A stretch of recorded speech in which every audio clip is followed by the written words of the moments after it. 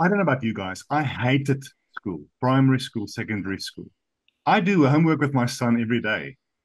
Why in the information age, where everything that humans have ever written, ever thought about, ever said is at the tip of my finger on my smartphone?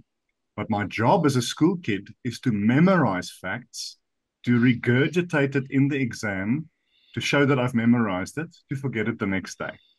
Now, that is not preparing children for the future. I always say I am proudly teaching my son to use AI to cheat on his homework.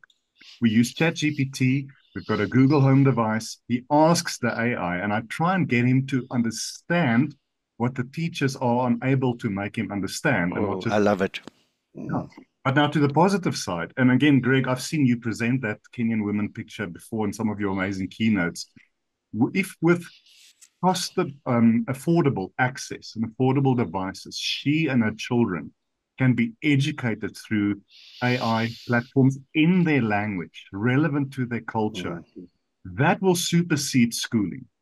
And I'll end with this, Rod. I wrote a piece, it was a year and a half ago in Business Day, and it was the most read in the paper for the year. I was very proud and surprised. And the piece was called I Will Not Send My Son to University. Now, that's a whole other conversation. I'm not going to spend 300,000 Rand for him to smoke dope and do a philosophy degree while he's figuring out what to do with his life. But if we hyper personalize in a cost effective way training relevant to people's cultures and languages, Mm. it's there.